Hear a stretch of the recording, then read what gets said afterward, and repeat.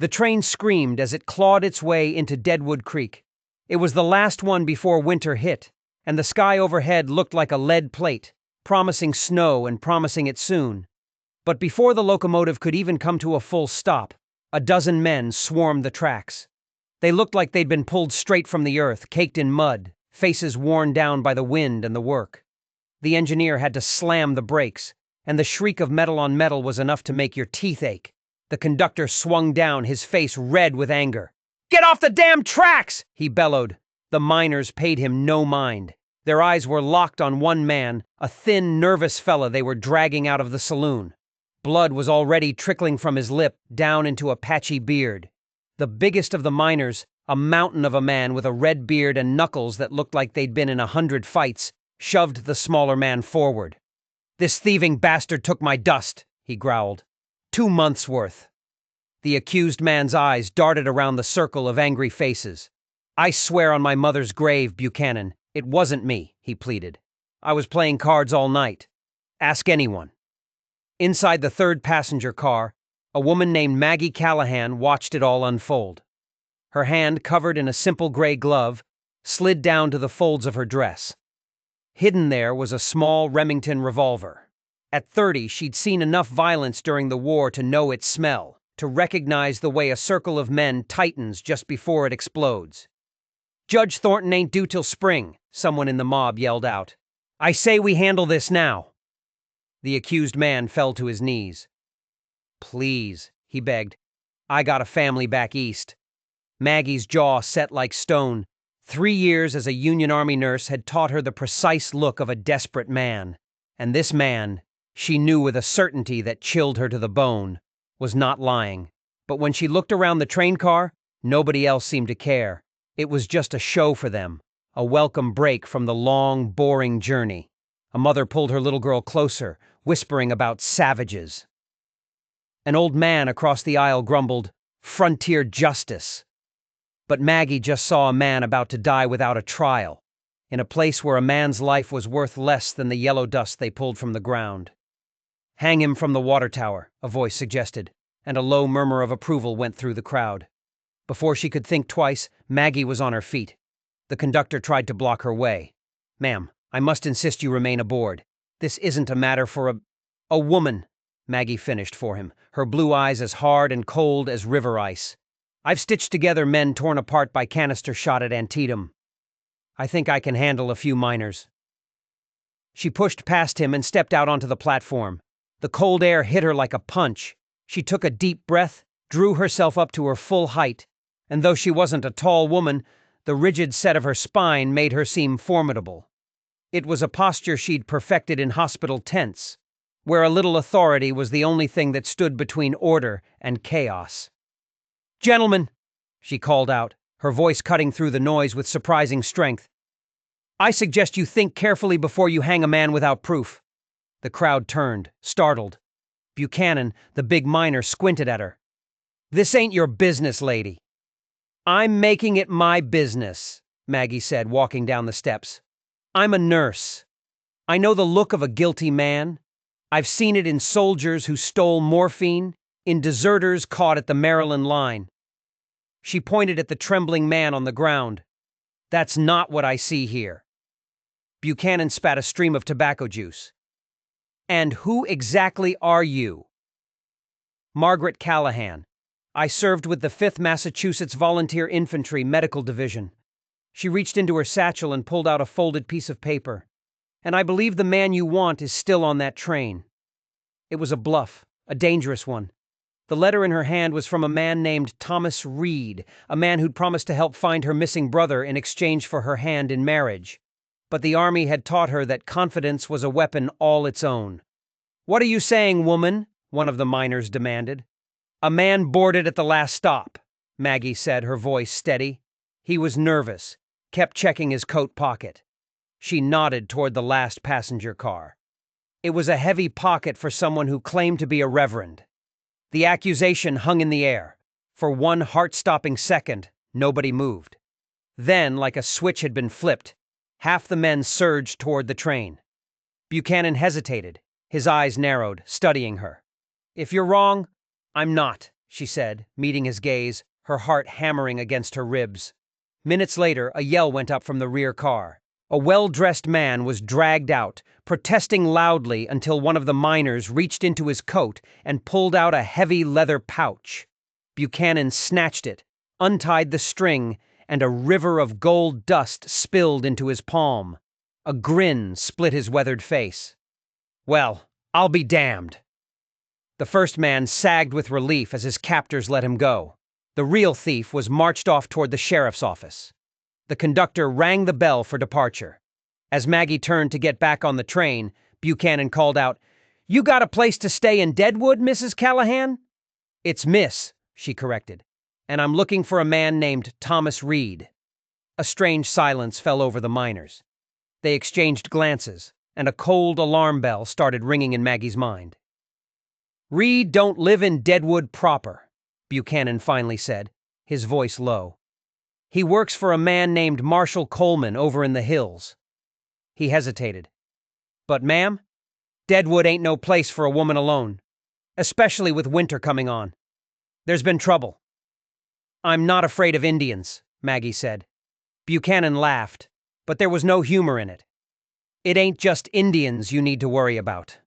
The train whistle blew again, sharp and insistent. "There's a place called Dry Creek, about 10 miles southeast," an old-timer offered. "Quieter folk. Families. Reed comes through there sometimes." Maggie nodded her thanks and climbed back aboard. As the train pulled away, she saw a figure standing in the shadow of the water tower. A tall man, dressed like a civilian, but with the unmistakable posture of a military officer. Their eyes met for just a second, and something cold twisted in her gut. His gaze wasn't curious. It was calculating, the look of a predator sizing up its prey. The train dropped her at Dry Creek just before dusk. It wasn't much of a town, just a few buildings huddled around a crossroads. The station master arranged for a wagon to take her the rest of the way to a place called Cain's Creek. "You'll want to get there before dark," he warned, looking at the clouds gathering over the hills.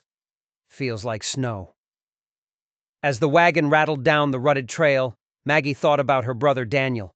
He'd gone off to war at just 17, full of fire and ideals. He came back different. The fire was gone, replaced by a restlessness that had driven him west. His last letter, 6 months ago, was full of strange warnings, talk of a big strike and trusting no one in a uniform. Then, nothing. Until the letter from Thomas Reed arrived, promising to know where Daniel was. Promising everything in exchange for her hand in marriage. A promise she was willing to consider if it meant finding her brother. The driver, a quiet man named Fletcher, broke the silence. "Storm's moving in fast." He pointed to the dark clouds boiling over the hills. "Gonna be close." They were in a narrow valley now, with a half-frozen creek on one side and steep pine forests on the other. The air was getting colder by the second, and the first snowflakes started to swirl around them. "How much further?" Maggie asked, pulling her cloak tight. "Mile, maybe less. Just round that bend." Fletcher never finished his sentence. The sharp crack of a rifle echoed through the valley. He pitched sideways, a dark stain blooming across his chest. The horses screamed and reared as 2 masked riders burst from the trees, their rifles raised. "Hand over the strong box!" one of them shouted. Maggie's hand went for her revolver, but the wagon lurched as the terrified horses bolted. She was thrown against the side, her head striking something hard, and then darkness. She woke up to a cold so deep it felt like it had replaced her blood with ice water. She was being carried, her body limp, her head lolling against someone's chest. Through blurry eyes, she saw a snow-covered path and the dark outline of a cabin just ahead. Then consciousness slipped away again. The next time she opened her eyes, she was on a narrow bed, buried under a pile of quilts. A fire crackled in a stone hearth, making shadows dance on the rough wooden walls. Her head throbbed. When she tried to sit up, the room spun.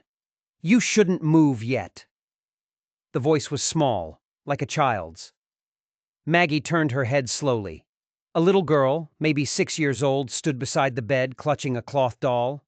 Her hair was the color of wheat, braided neatly on each side of a small, heart-shaped face. "Where am I?" Maggie croaked. "Papa's house," the girl said, as if that explained everything. She tilted her head, studying Maggie with an unnerving intensity. "You look just like her. The lady in the picture." "What picture, sweetheart?"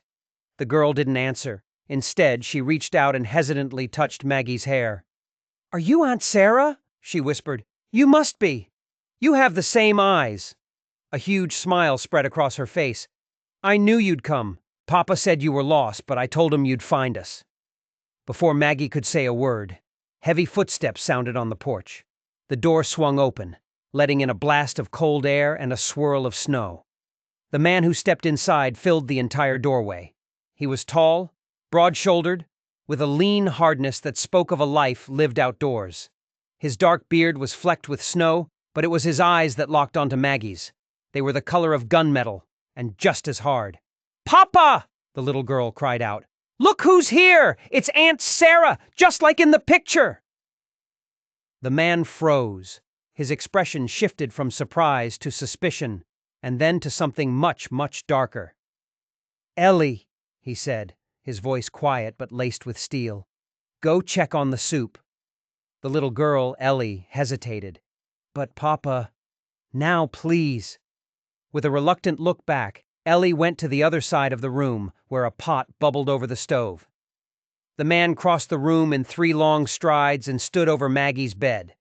Up close, she could see a scar that cut through his right eyebrow, and lines around his mouth that hadn't been put there by smiling. "Who are you?" he demanded, his voice low and dangerous.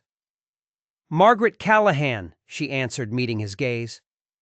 "I was on my way to find a man named Thomas Reed. My wagon was attacked. The driver was shot." "Fletcher's dead," the man stated flatly. "Found him a half-mile back. You're lucky I came along. The storm would have had you before morning." His eyes were full of suspicion. "What business you got with Reed?" The way he said the name, with a tightening of his jaw, made Maggie careful. "He wrote to me about my brother Daniel. He said he knew where to find him." "Daniel," the man repeated. His face was a mask, but Maggie had spent years reading the faces of wounded men. She saw the flicker of recognition. "You know him," she said. It wasn't a question. He turned away, taking off his heavy coat. "I know a lot of men." "Papa," Ellie called. "The soup's ready." "Thank you, darling," he said, his voice softening only when he spoke to his daughter. He turned back to Maggie. "You can call me Kane, Jonah Kane. This is my land.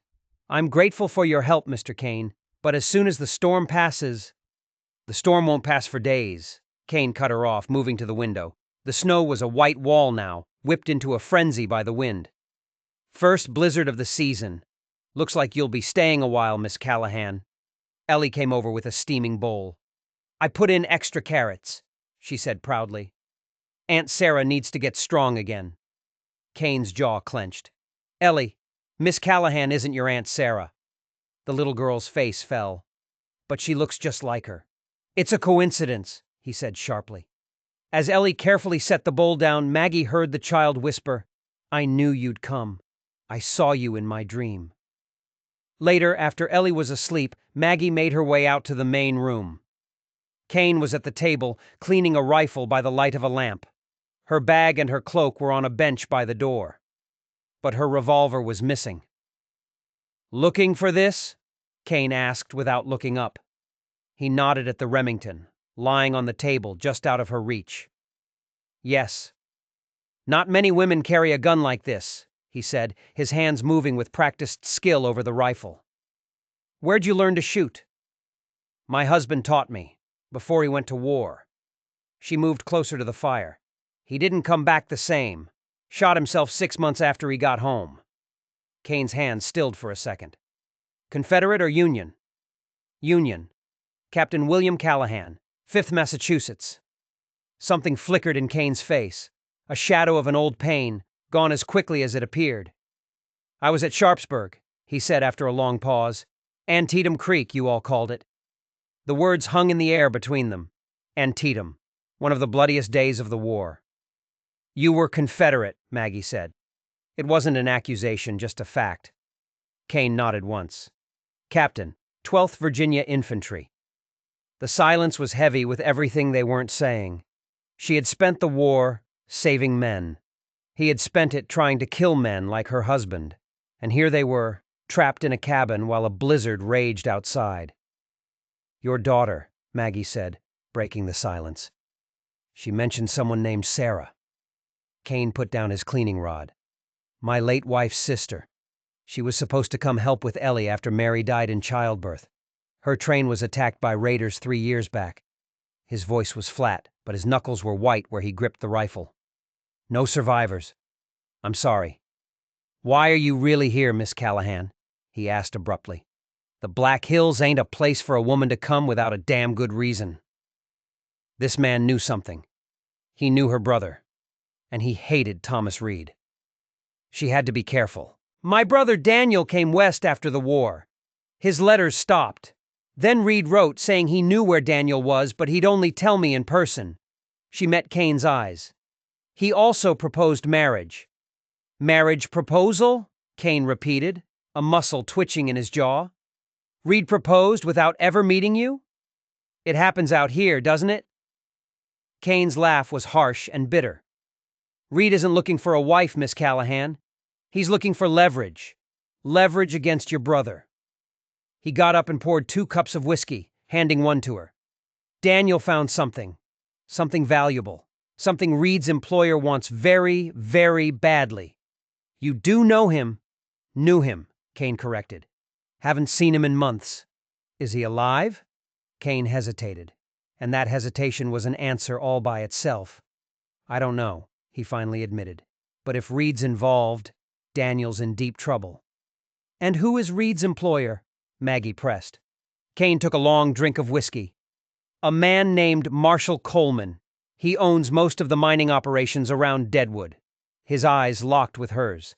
He's also a former Union lieutenant colonel, the man who ran the prisoner of war camp where I spent the last year of the war. The pieces slammed into place. There's history there. You could say that, Kane said, his voice dangerously quiet. Coleman executed prisoners for sport, said he was reducing the Confederate population. I was one of 12 who survived, out of 200. Maggie had heard stories, whispers of things that never made it into the papers, atrocities on both sides. After the war, Kane went on, I came west to start over, built this place with my own hands. Then Mary died, and Coleman showed up in Deadwood, buying up claims, bringing his own brand of civilization. The word dripped with poison. He recognized me. Next day, Reed showed up, offering to buy my land. I declined. What does this have to do with my brother? Kane didn't answer right away. He walked to the fireplace, knelt down, and pried up a loose hearthstone. From the cavity beneath, he pulled out an oilskin packet. He unfolded it on the table. It was a piece of paper, torn jaggedly down the middle. It looked like half of a map. Gold? Maggie asked. Kane nodded. The biggest deposit anyone's seen since California, but it's on disputed land. Territory promised to the Sioux. The same treaty the government broke when they let miners into the Black Hills, Maggie noted. Kane looked at her, a flicker of surprise in his eyes. Daniel found it while he was scouting for Coleman, but he had a conscience, knew what would happen if word got out. More broken treaties, more bloodshed. He folded the map carefully. So he split it. He gave me one half and he kept the other. Insurance. And now Coleman wants both pieces, Maggie finished. And he'll use anyone to get them, Kane said, his eyes hard as stone. Including a long-lost sister. That's why Reed wrote to you. They couldn't find Daniel, so they decided to use you as bait. The truth hit her like a physical blow. She'd walked right into a trap, led by her own hope. If Daniel still has his half of the map, he's in danger, Kane said. And if he doesn't, he let the words hang in the air. The wind howled outside, shaking the walls of the small cabin. She had come all this way to find her brother, only to find out she was the key to his destruction. What would Reed have done if I'd arrived as planned? Brought you straight to Coleman, Kane said without hesitation. Used you to force Daniel's hand. And if Daniel's already gone, then you'd be their next best shot at finding his half of the map. He glanced at her revolver on the table. I assume you know how to use that. Yes, Maggie said, her voice steady, but I'm a better shot with a rifle. A ghost of a smile touched Kane's lips. Good, because when this storm breaks, we're both in the crosshairs. He put the map back in its hiding place. Get some rest. A storm like this could last for days. As he turned to his own sleeping pallet, Maggie asked the question that had been burning in her mind. Why are you helping me? We were enemies once. Kane paused, his face lit by the dying fire. The war has been over for 11 years. I've buried enough people. He glanced toward the alcove where his daughter slept. Besides, Ellie likes you, says you were in her dream. Later, lying in the darkness, listening to the storm, Maggie's hand went to the small locket she wore. Inside was a faded picture of Daniel in his Union uniform, so young, so unbroken. She had crossed a continent to find him. Now, she might be the one who got him killed. In the dark, with a former enemy sleeping just a few feet away, she made a silent promise. She would find her brother. And anyone who stood in her way, Union or Confederate past or present, would learn just what the nurses of Antietam were made of. The floorboards creaked. Kane shifted in his sleep, his face troubled. Tomorrow, they were allies. But tonight, they were just strangers, bound together by a blizzard and a little girl's dream. And outside, hidden by the swirling snow, dark figures were dismounting their horses. They watched the smoke rising from the cabin's chimney. They were waiting. The blizzard held them prisoner for 3 days. The world outside was a swirling nightmare of white. Inside, the cabin felt smaller and smaller.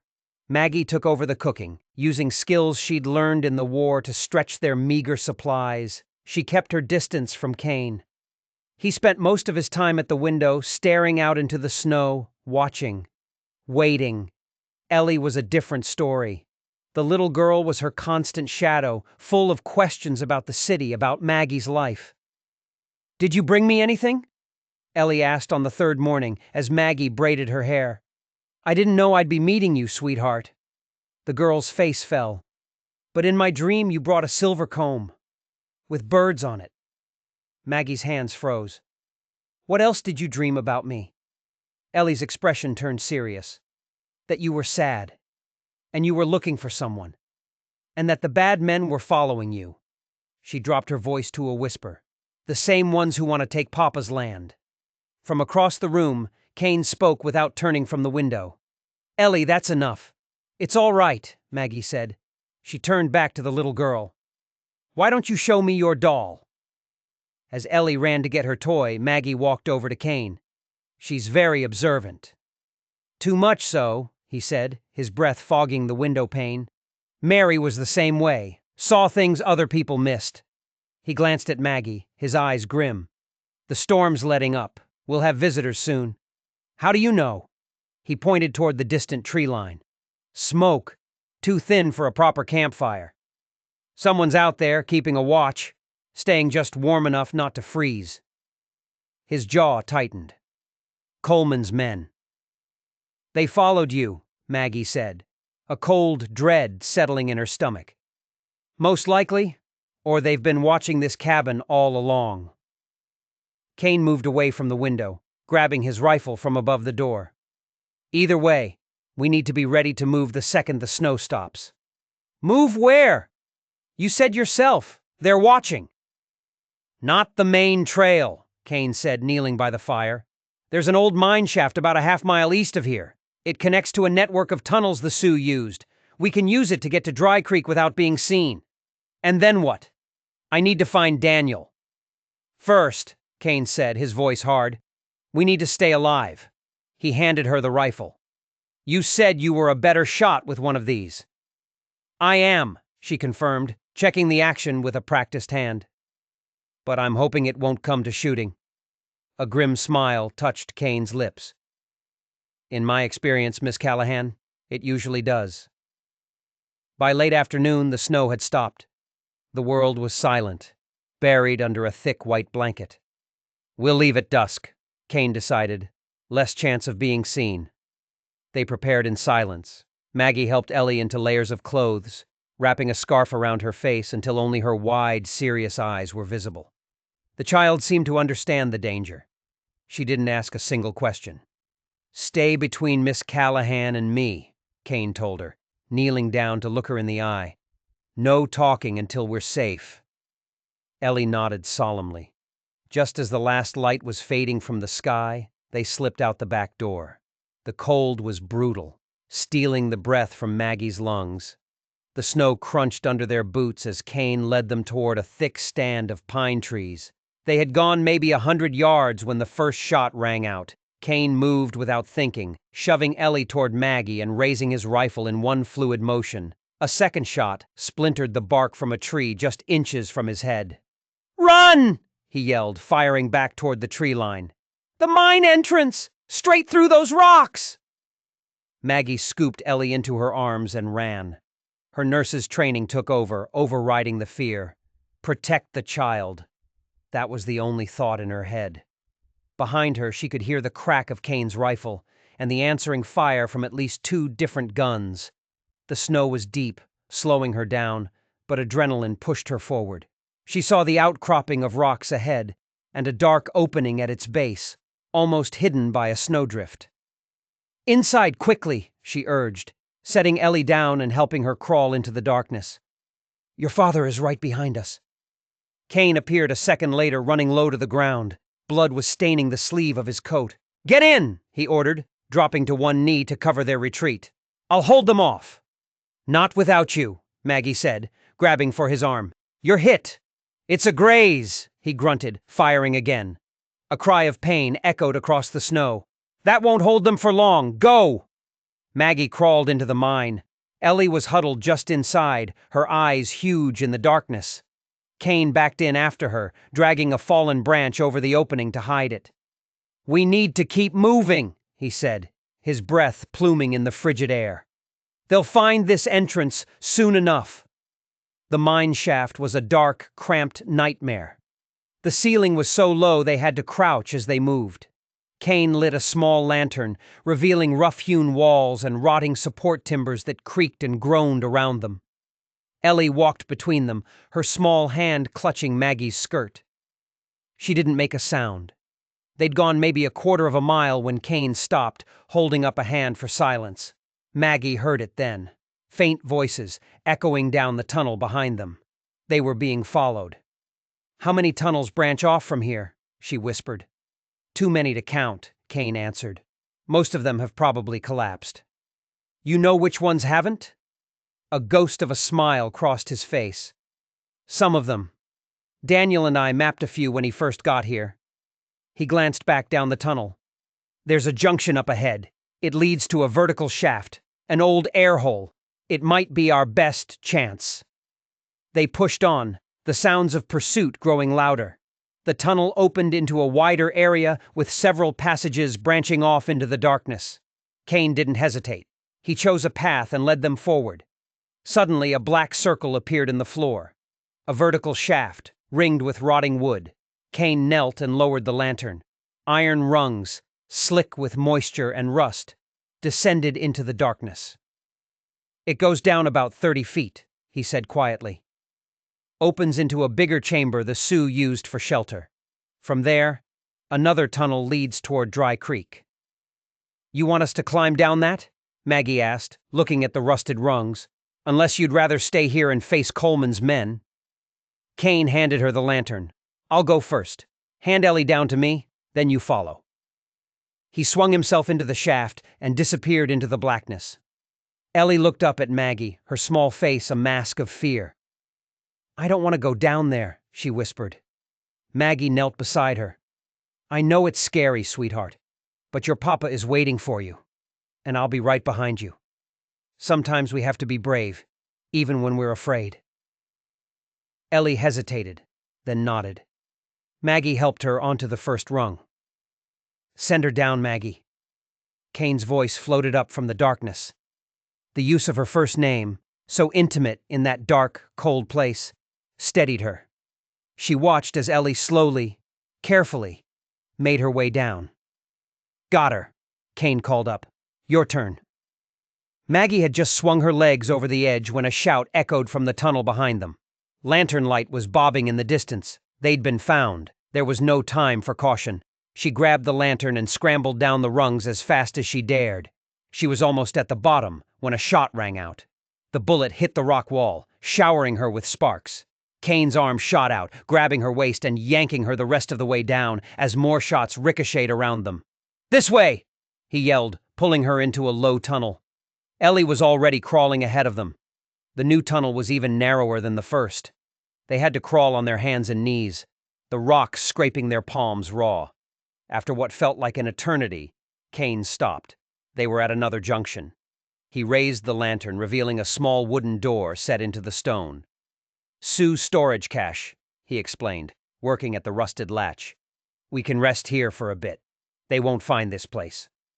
Inside the small chamber, Kane shared out some dried meat and water. Ellie curled up against him and was asleep in minutes. In the dim light, Maggie saw that his arm was bleeding again. "It's nothing," he said. But he didn't stop her when she moved to clean the wound. She tore a strip from her petticoat, her movements practiced and sure. The same hands that had tended to hundreds of soldiers. "You're good at that," he said quietly. "I've had plenty of practice. Confederate and Union wounds bleed the same." A muscle ticked in his jaw. Not all Union officers were like Coleman. "No," she agreed, "and not all Confederates fought to preserve slavery." He looked at her, surprised by her understanding. "My husband enlisted to free slaves." By the time he realized most politicians cared more about money than dignity, it was too late. Kane was quiet for a long time. "Mary's family disowned her for marrying me," he said, his voice bitter. "Said no daughter of theirs would wed a rebel. Only her sister Sarah kept in touch." "That's why Ellie thinks I'm her," Maggie realized. Kane nodded. "Sarah had dark hair, blue eyes. When Ellie first saw you, for a second, I almost believed it myself." The admission hung in the air between them. "How did you and Daniel become friends?" she asked. "He showed up about a year ago scouting for Coleman. We got to talking, found out we'd been at some of the same battles on opposite sides." He shifted, careful not to wake Ellie. "Coleman's operation was pushing into Sioux territory, breaking the treaty. Miners started disappearing. Everyone blamed Indian attacks, but Daniel suspected it was something else. He started digging, found production logs that didn't add up. Coleman was secretly mining on Sioux land, then staging Indian attacks to get rid of anyone who found out. And Daniel discovered this. He did. By then, he'd also found the mother lode, right on the border of the treaty lands. He came to me because he knew my history with Coleman, knew I'd help him. So you split the map. It was Daniel's idea. He said if anything happened to him, I should find you. Said you were the only person he trusted completely." The words hit Maggie with a force she hadn't expected. "When did you last see him?" 2 months ago. He was heading to Fort Laramie to find a federal marshal, someone outside Coleman's influence." Kane's face darkened. "He never made it. A week later, Reed and his men showed up at my cabin. Because they think you know where Daniel's half of the map is hidden," Maggie realized. The truth of their situation settled over them like a shroud. "How long can we stay here?" "A few hours. We'll move before dawn." He checked his rifle. "The tunnel comes out near Widow Simmons' place in Dry Creek. She's no friend of Coleman's." "And then what?" "Then," Kane said, his eyes meeting hers, "we find your brother. Or we make Coleman pay for what he's done to him." "Kane," she said softly, "if Daniel is—" "We'll cross that bridge when we come to it," he interrupted. "Daniel Callahan struck me as a man who's hard to kill." She woke to Kane's hand on her shoulder. "Time to move." The lantern was out. They were in complete darkness. "How will we see?" she whispered. "We don't need to. Tunnel only goes one way from here. Stay close. Follow the wall with your hand." They moved through the blackness, a slow, shuffling procession. After what felt like miles, Maggie could feel fresh air. The tunnel sloped upward. Faint gray light filtered through some wooden planks above them. "Cellar door," Kane whispered. "Widow Simmons's storage room. I'll go first." He pushed the boards aside and pulled himself up, disappearing from view. After a few tense moments, his face reappeared in the opening. "All clear. Hand Ellie up." They emerged into a root cellar filled with shelves of preserves. Kane was already replacing the boards, hiding the tunnel entrance under a stack of empty barrels. "Widow Simmons is expecting us. Daniel arranged this escape route months ago." "Smart man, your brother?" a new voice said from the stairs. A tall, rail-thin woman with iron-gray hair was coming down. Her face was weathered, her eyes sharp. "Jonah Kane," she said with a nod. "Been wondering when you'd use that bolt hole." Her eyes moved to Maggie. "This the sister Daniel spoke of?" "Margaret Callahan," Maggie said. The woman's handshake was firm. "Call me Martha, and save your thanks. Anyone Coleman's hunting deserves my shelter." She looked down at Ellie. "Come on up, little one. I've got flapjacks on the stove. But stay away from the windows. Coleman's men have been through town twice since yesterday." In Martha's warm kitchen, the adults spoke in low voices while Ellie ate. "4 riders came through at sunset," Martha said. "Led by that snake, Thomas Reed. Said they were looking for a woman and child, kidnapped by a dangerous fugitive." "We're not leaving yet," Kane said firmly. "Not until we know what happened to Daniel."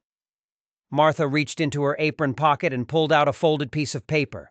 "This came 3 weeks ago. An Indian runner brought it from the north, said to give it to Daniel's sister, or to you if she didn't arrive." Maggie's hands trembled as she took it. The handwriting was Daniel's. "M. If you're reading this, Reed found you. Don't trust him. Coleman killed Jensen and the others. I have proof. Meeting Sioux contacts at Ghost Canyon. If I don't return, the evidence is hidden where Father taught us to fish.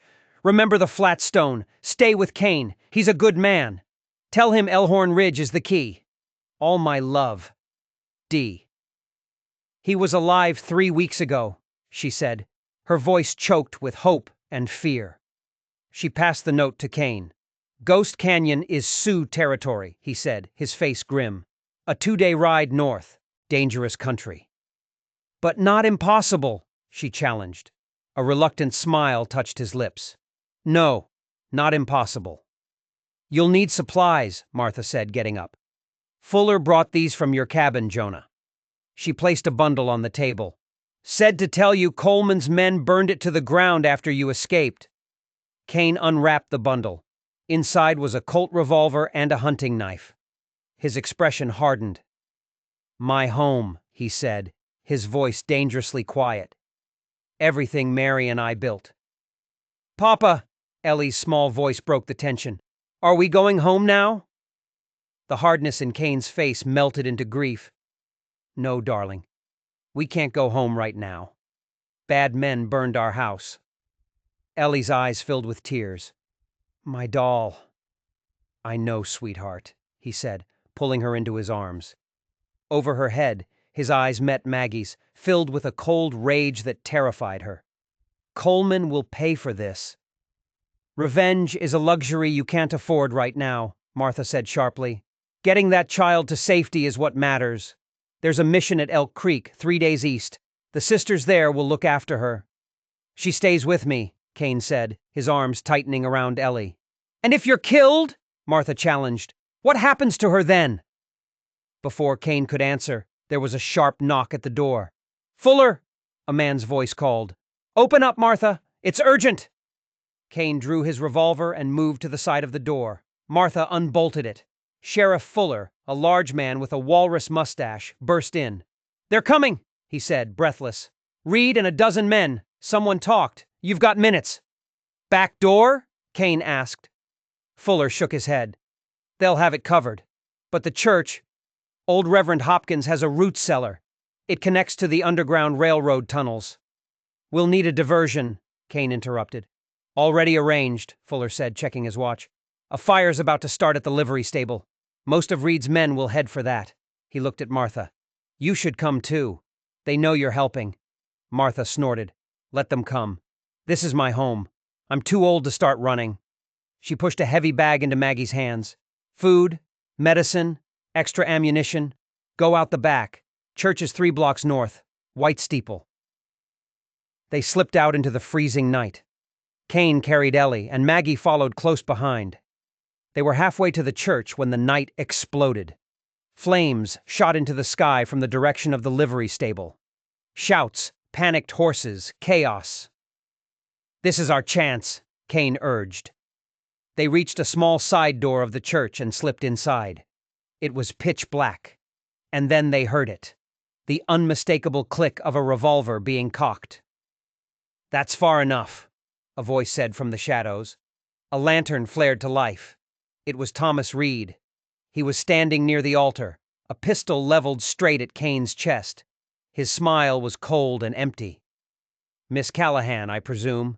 A pleasure to finally meet my intended bride, though I must say you've led me on quite a chase." "Where are your men, Reed?" Kane asked, subtly moving to shield Ellie. "They'll be here shortly," Reed said. The fire was a predictable little distraction. "Now where is Daniel Callahan's map?" "I don't have it," Maggie said. "Neither does he." "I don't believe you." Reed's eyes shifted to Ellie.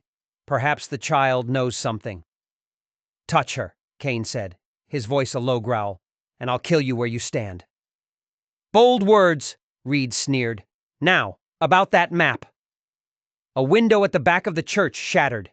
Reed spun, firing blindly into the darkness. In that split second, Kane moved. He shoved Ellie toward Maggie, drew his own weapon, and fired. The church erupted in a storm of gunfire. Maggie grabbed Ellie and dove behind a pew as bullets chewed up the wood around them. Reed's men were pouring in, drawn by the gunshots. Kane was beside them, blood streaming from a cut on his forehead. "This way," he gasped, pulling them toward a small door behind the pulpit. They scrambled into the Reverend's tiny office as bullets thudded into the heavy door. Kane barricaded it with a desk. "The cellar," he said, scanning the floor. "Fuller said there was an entrance." Maggie saw it first, a trapdoor hidden under a worn rug. They pulled it open. A ladder led down into darkness. Kane went first, then reached up for Ellie just as the office door splintered and crashed inward. "Hurry!" he urged as Maggie scrambled down. He pulled the trapdoor shut above them. The cellar was pitch black. Kane struck a match. At the far end of the cellar, a narrow tunnel opened up like a dark mouth. "Underground railroad," Kane said, "should lead to the river." Heavy footsteps stomped on the floor above them. Reed's voice, cold with fury, echoed down. "Find them! They can't have gone far!" Kane blew out the match. "Stay close," he whispered. "Follow the wall." They plunged into the tunnel, feeling their way through the absolute blackness. Behind them, they could hear shouts as their pursuers found the trap door. "Run!" Kane urged. "Don't stop for anything." The tunnel twisted and turned, and after an eternity, it began to slope upward. Kane found a wooden hatch in the ceiling. He pushed it open and pulled himself up, then reached down for Ellie and Maggie. They were in a dilapidated fisherman's cabin on the riverbank. Through the gaps in the walls, Maggie could see the river, a ribbon of silver and black ice. "They won't be far behind," Kane said. "We need a boat. It's our only chance." The small fishing skiff tied to the dock was half full of icy water, but they bailed it out and pushed off into the current. They had no oars. They were at the mercy of the river, drifting between chunks of ice. They had gone maybe half a mile when torches appeared on the bank behind them. "They're following," Kane said grimly. Maggie held Ellie tight. The child was shivering violently. "How far to the Sioux camp?" "Too far," Kane admitted. "There's an old trapper's cabin around the next bend, if it's still standing." The torches were getting closer. A few rifle shots rang out, but the bullets fell short. The river bent, hiding them from view for a moment. Kane guided the boat toward a dark shape on the bank. The cabin. He splashed ashore, checked it, then waved them forward. Inside, he got a small fire going. "We can't stay long," he said. "They'll search every building along the river." "Where can we go?" Maggie asked, wrapping Ellie in a musty fur. "We're exhausted." Kane stood up, his face grim in the firelight. "You'll take her east," To the mission. I'll lead them north, toward Ghost Canyon. Make them think we're all together. No, Maggie protested. We stay together. Plans change, Kane said, his voice flat. Coleman has committed his forces now. They'll hunt us relentlessly. His eyes softened as he looked at Ellie. She's what matters, getting her to safety. And Daniel? What about my brother? I'll find him, Kane promised. Or I'll find out what happened to him. Either way, I'll make sure Coleman pays. He looked out the window. The torches were closer now, their light dancing on the ice. They'll be here within the hour. Maggie stood beside him. There has to be another way. You came to find your brother, Kane said, and now you need to stay alive to do that. Ellie needs you. The simple words hit her hard. She looked over at the little girl curled up on the cot, watching them with those solemn eyes. I need both of you, Ellie said softly. Kane knelt beside her. I know, darling, and I'm not leaving forever, just long enough to lead the bad men away. Miss Callahan will take care of you until I get back. Promise? Ellie whispered. Kane hesitated, and in that silence, Maggie heard the truth. He didn't expect to come back. He was going to sacrifice himself for them. Before he could answer, a new sound cut through the night, the steady drumming of hoofbeats coming from the west, not from the men with the torches. Get down, Kane ordered, his revolver in his hand. Maggie pulled Ellie behind a heavy table. The hoofbeats stopped right outside the cabin. A voice called out, not in English, but in the flowing language of the Lakota. Kane's body relaxed, just a fraction. Sioux, he whispered, but that doesn't guarantee they're friendly. He called a response and cautiously opened the door. 5 mounted warriors sat on their horses in the clearing. They were wrapped in heavy buffalo robes, their faces painted for war. The leader, an eagle feather in his braided hair, spoke, gesturing north. Kane listened, then turned to Maggie, his voice urgent. They've come from Ghost Canyon. They say they have news of Daniel. What news? Is he alive? Before Kane could ask, a rifle shot cracked through the night. One of the warriors jerked backward on his horse. Ambush! Kane yelled, pulling Maggie and Ellie out the door. Coleman's men had circled around them. The clearing exploded into chaos. The warriors returned fire. Their leader shouted at Kane, gesturing for them to follow. Kane lifted Ellie onto his shoulders and ran for the horses. Maggie followed, firing her rifle blindly toward the muzzle flashes in the darkness. A warrior pulled her up behind him on his horse. Kane was mounted behind another, Ellie clutching his chest. The Sioux wheeled their horses and plunged into the dense forest. Bullets whizzed past them, chewing up the bark on the trees. They rode hard, the sounds of the fight fading behind them. When they finally slowed, in a small clearing, Maggie was shaking from the cold and the adrenaline. The Sioux leader approached, speaking rapid Lakota to Kane. What is it? Maggie demanded when he finished. What did he say about Daniel? Kane's eyes met hers, and what she saw in them turned her blood to ice. He says Daniel is alive, he translated, his voice heavy, but he's Coleman's prisoner.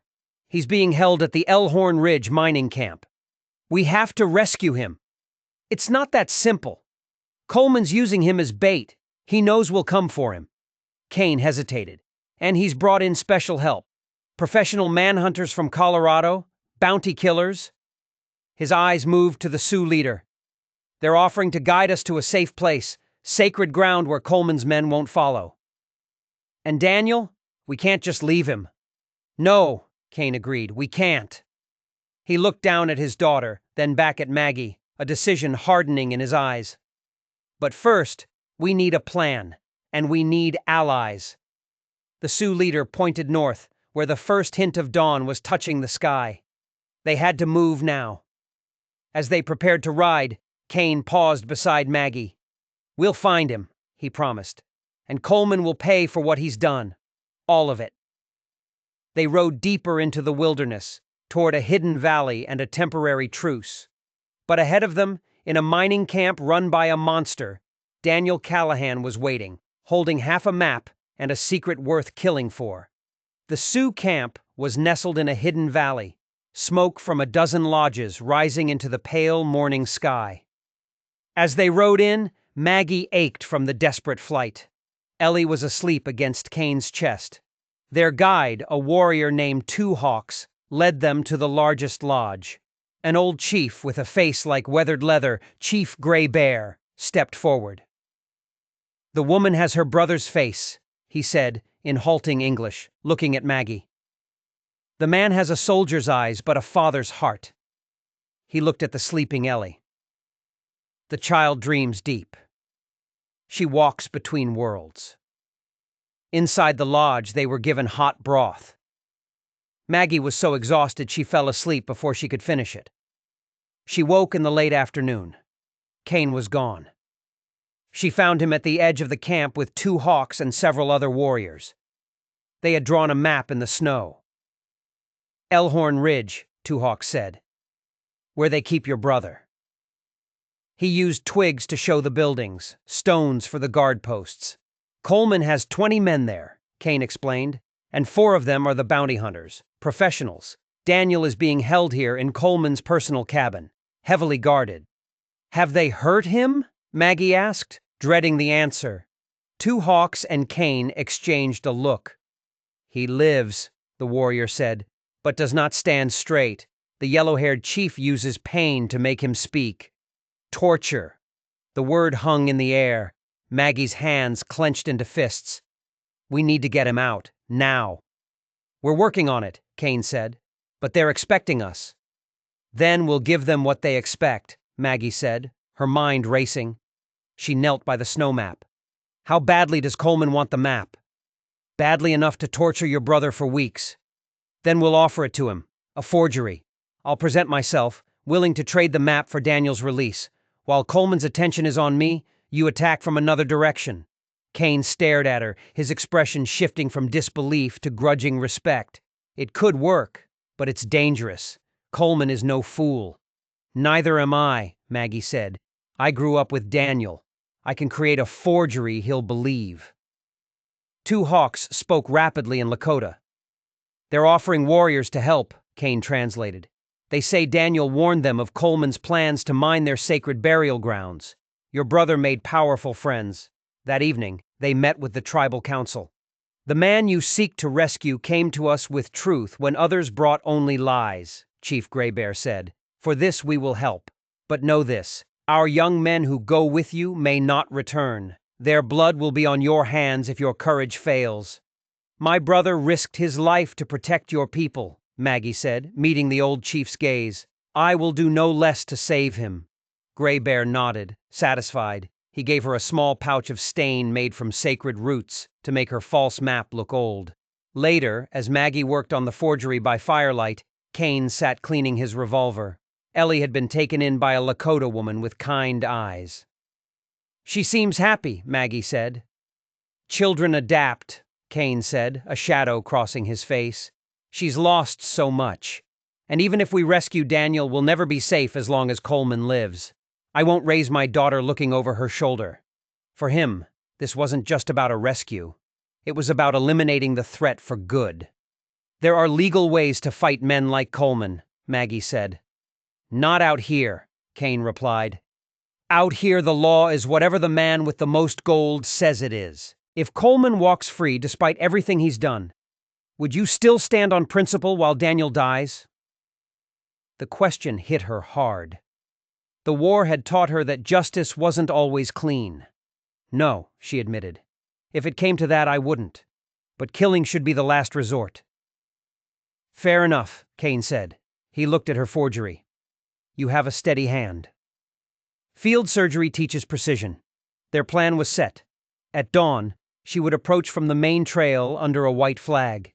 Kane and a team of warriors would attack from the north slope while Coleman was distracted. "And if something goes wrong?"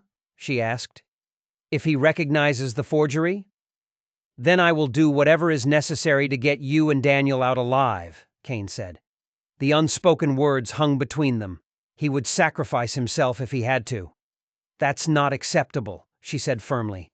"Ellie needs her father." "Ellie needs to be safe," he countered. "Everything else is secondary." Before she could argue, two hawks entered the lodge. His face was grim. "Riders," he said. "White men, many horses." "Coleman's men," Kane said, on his feet in an instant. "How did they find us?" "Not Coleman." Two hawks shook his head. "Different men. One wears a star. A badge, federal marshals." Daniel's message, Kane realized. He said he was trying to reach the authorities at Fort Laramie. They went to the edge of the camp. 6 riders were approaching, led by a tall man in a long duster coat. The glint of a marshal's badge was visible on his chest. He reined in his horse. "I'm looking for Jonah Kane and Margaret Callahan," he called out. "Name's Marshal James Harker. I have a federal warrant for the arrest of Marshal Coleman on charges of fraud, illegal mining, and murder." "You've spoken with my brother?" Maggie asked. "No, ma'am," Harker said. "His information came through Sioux runners who reached Fort Laramie. We also received intelligence yesterday that Coleman has him prisoner. That's why I'm here. Time is critical." He looked at Kane.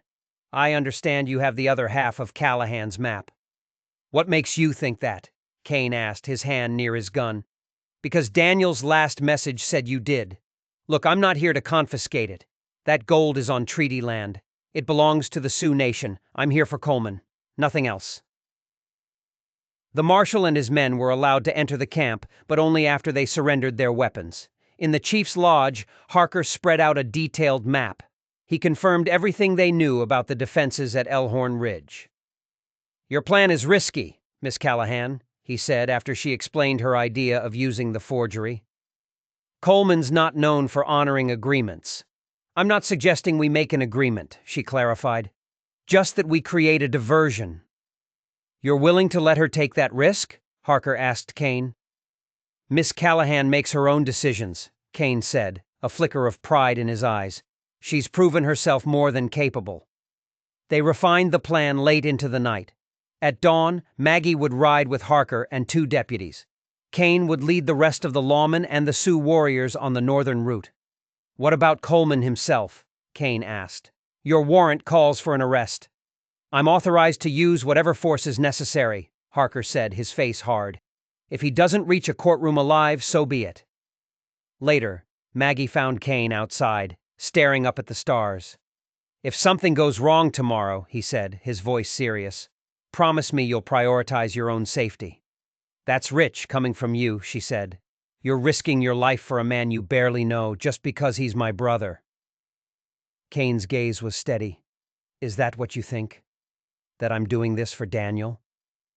He reached out and gently touched her cheek. "Some things are worth fighting for, and some people change everything just by existing." He pulled his hand back as 2 hawks approached to give them a final report. The moment was gone. "Whatever happens tomorrow, Maggie," Kane said as they turned to leave, "I want you to know.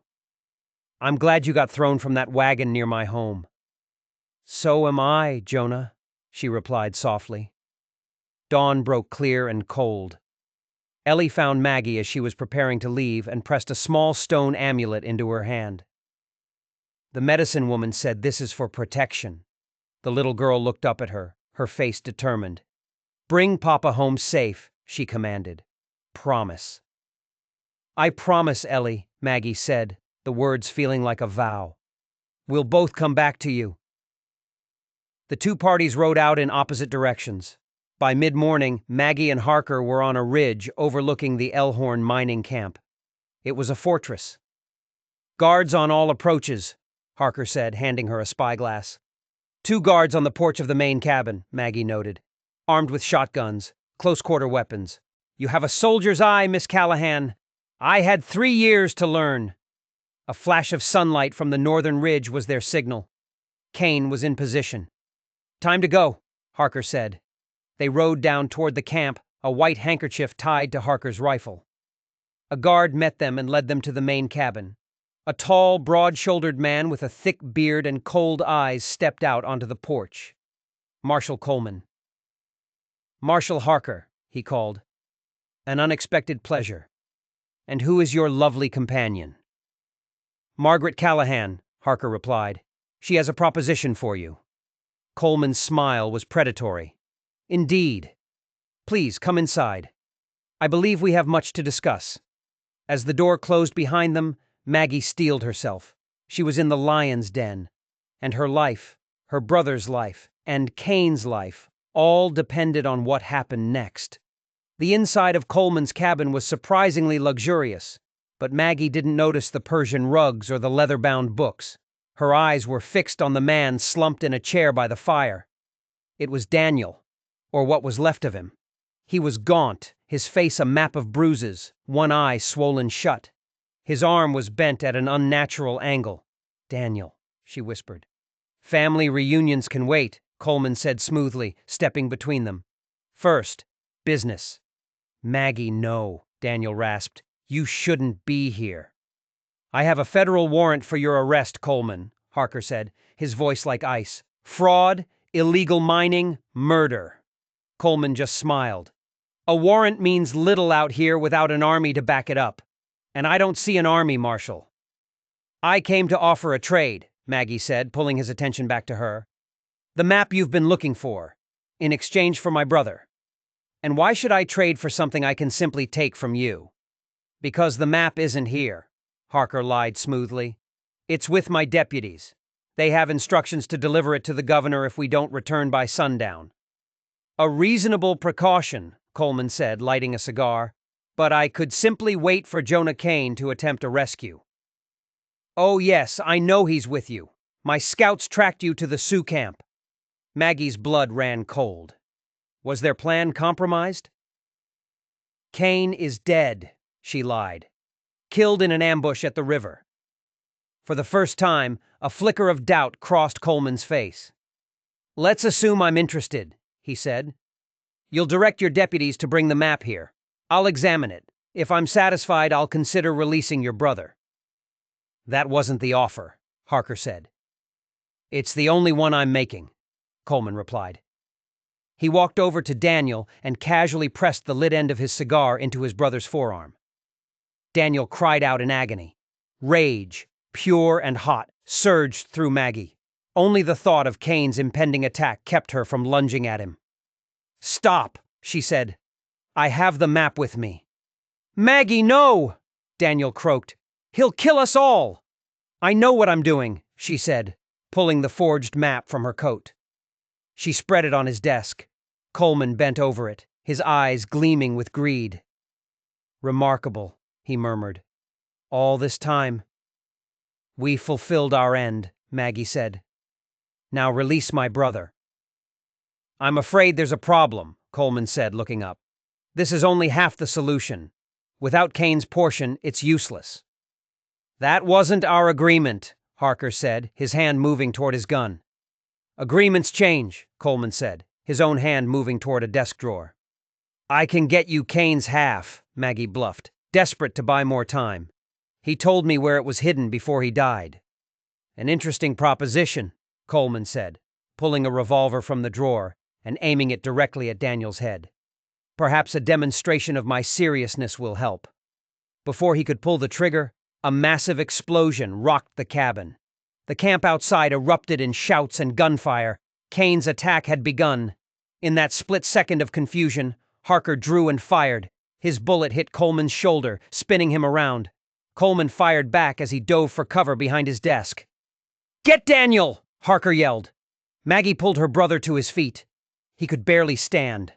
Harker kicked the door open, and they stumbled out onto the porch. The camp was chaos. Smoke billowed from burning buildings. Men were running everywhere, and then they saw him. Kane, leading a charge of Sioux warriors, his rifle blazing. He had executed his plan perfectly.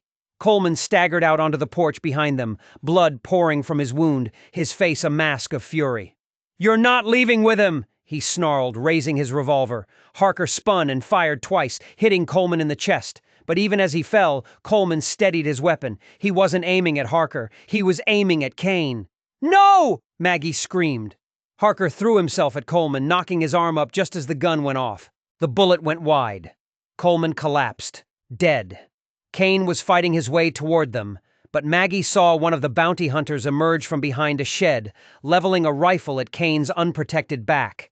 Without thinking, Maggie drew her small revolver and fired.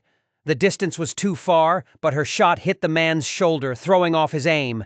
His bullet only grazed Kane's arm. Kane whirled and dispatched the hunter with a single shot. "We need to move!" Harker yelled, pulling Daniel toward a woodpile for cover. Kane slid in beside Maggie as bullets chewed up the logs around them. "Two Hawks has the south trail cleared," he said.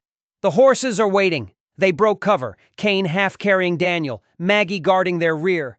They had almost reached the trees when a bullet kicked up dirt at her feet. One of the bounty hunters was after them, a professional, his eyes cold and methodical. Maggie raised her revolver, but the hammer clicked on an empty chamber. The hunter smiled, taking aim. A single, thunderous shot rang out. The hunter pitched forward, a look of surprise on his face. Behind him, Two Hawks sat on his horse, his rifle still smoking. They reached the horses and mounted. Daniel slumped against Kane. "My men will cover your retreat," Harker said. "I need to secure the site, recover Coleman's records." Two Hawks appeared at the edge of the trees. "Path is clear," he reported. "But more white men are coming from Deadwood. Coleman's reinforcements." They spurred their horses down the south trail, leaving the sounds of the battle behind them. Snow began to fall, covering their tracks. Daniel was barely conscious. "We won't make it to Fort Laramie before dark," Kane said. "Daniel won't survive the night in the open." Two Hawks pointed toward a valley. "Old Trapper's cabin, 2 hours' ride." They reached the crude but solid cabin as darkness fell. Inside, Maggie went to work on Daniel's injuries. His arm was a compound fracture, left to heal improperly. "I'll need to re-break it and set it," she said, her voice clinical. "Hold him steady." Daniel's scream echoed through the cabin as she snapped the bone free. She worked quickly, splinting the arm, cleaning his other wounds, applying salve to the cigar burns. Each mark was a testament to his resistance. "He never broke," Kane said quietly. "Never told them what they wanted to know." Daniel coughed, a wet, racking sound. "Pneumonia," Maggie said grimly. "He needs a doctor. He has days at most." "Maggie," Daniel whispered, his eyes fluttering open. "You found each other, just like Sarah said you would." "What are you talking about, Daniel?" "Kane's sister-in-law," he murmured, his voice fading. "She wrote to me before she died. Said a woman who looked like her would come west. Said when she found you it would change everything." "That's impossible," Kane said. "Sarah died before Daniel ever came out here." Before they could argue, Two Hawks slipped back inside. "Riders coming," he said. "Many horses, from the mining camp." "Coleman's reinforcements," Kane realized. "He's too weak to move," Maggie said, looking at Daniel. "Moving him now could kill him." "Staying here will kill all of us," Kane countered. "Go," Daniel whispered. "Take Maggie and run. I'll slow them down." "Not happening," Kane said. "I will stay with the injured one," Two Hawks said calmly. "I will hide him. You will lead the hunters away, then circle back." It was a desperate plan, but it was the only one they had. "I'll come back for you," Maggie promised her brother. "Just hold on." "Always do," he whispered. He looked at Kane. "Take care of her." "With my life," Kane replied. They rode south, making an obvious trail for the hunters to follow. "How long before we can circle back?" Maggie asked. "A day? 2?" Kane said. "Two Hawks is the best scout I've ever known. He'll keep Daniel safe." Near dawn, they reached a high ridge. From the tree line, they saw their pursuers in the valley below. They were closer than they'd expected. "We cross now," Kane said. "Make sure they see us. Then we ride." As the sun came up, they emerged onto the open ridge, two perfect silhouettes against the morning sky. Shouts echoed up from the valley. "They've seen us," Kane said. "Now we ride." They spurred their horses forward, racing along the ridge before plunging down the other side, the hunters committed to the chase, drawn steadily away from the man they were truly after. 3 days later, they rode into Fort Laramie. They were exhausted, filthy, but they had made it.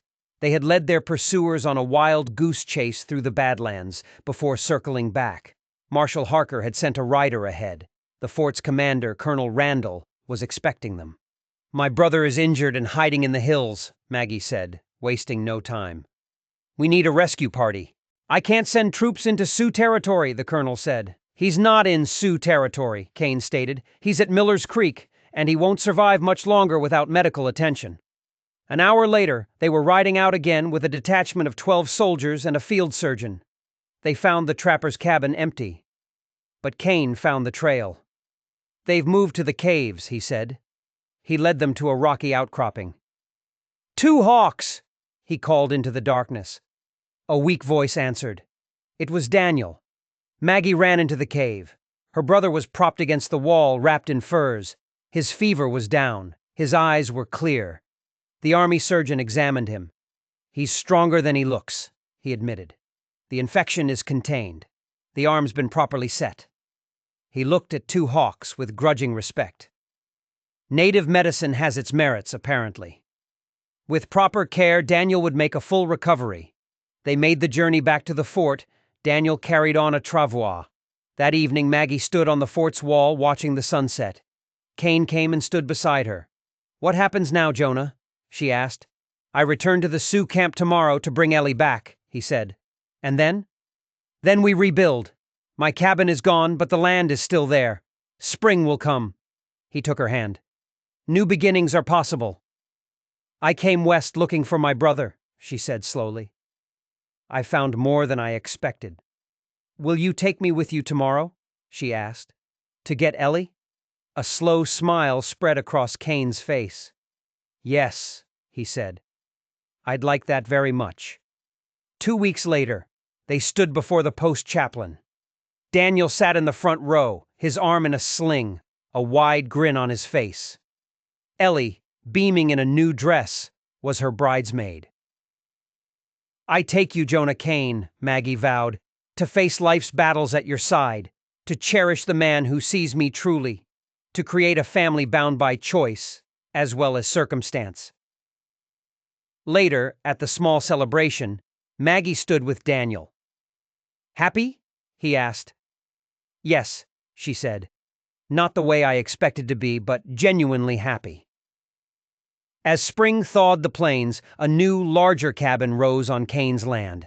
Daniel stayed to help build it. Nearby, a small schoolhouse was taking shape, where Maggie would teach both settler and Sioux children. The gold deposit remained a secret, its fate tied to the honor of a broken treaty.